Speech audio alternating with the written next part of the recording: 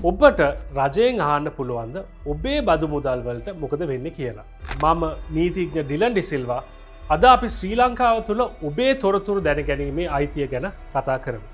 2016 අංක 12 දරන තොරතුරු දැනගැනීමේ අයිතිවාසිකම් පිළිබඳව පනත යටතේ රාජ්‍ය ආයතන වලින් ඔවුන්ගේ අභ්‍යන්තර තීරණ පිළිබඳව තොරතුරු ලබා ගන්න ඔබට නීත්‍යානුකූල අයිතියක් තිබෙනවා.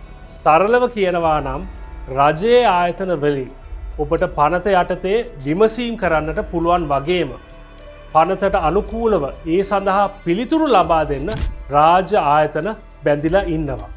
අපි බලමු ඇයි මෙවැනි නීතියක් හඳුන්වා දී තිබෙන්නේ කියලා.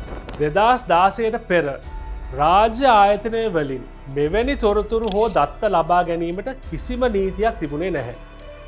ආයතනවල තීරණ ගැන මහජන මුදල් වියදම් ගැන කිසිසේත්ම විස්තරයක් ලබා ගැනීමට ප්‍රතිපාදන තිබුණේ නැහැ.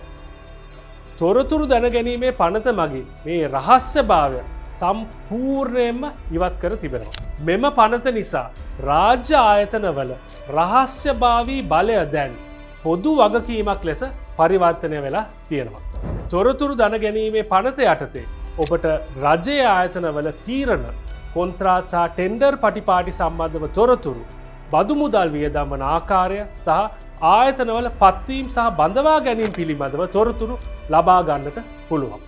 එහෙනම් ඔබේ ඉල්ලීම් වලට නිශ්චිත පිළිතුරක් ලබා දීමට දැන් නෛතික ප්‍රතිපාදන මෙම පනත මගින් ඔබට ලබා දෙනවා.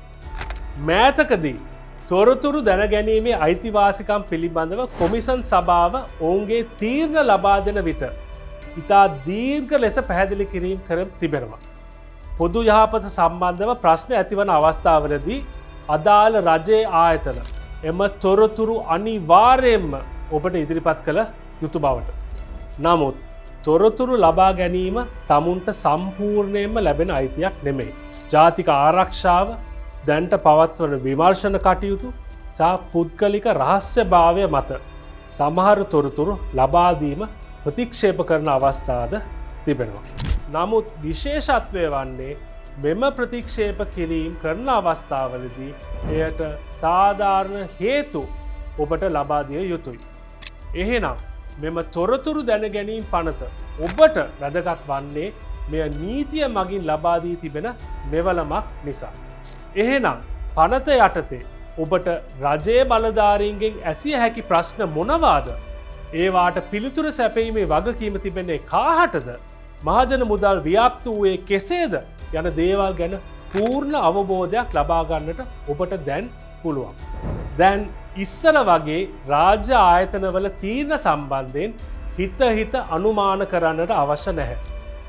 ඔබට ඍජුවම ප්‍රශ්න කිරීමේ අයිතිය මෙම පනත යටතේ තිබෙන අතර එයට පිළිතුරු ලබා දීමට රාජ්‍ය ආයතනවලට නෛතික වගකීමකුත් තිබෙනවා.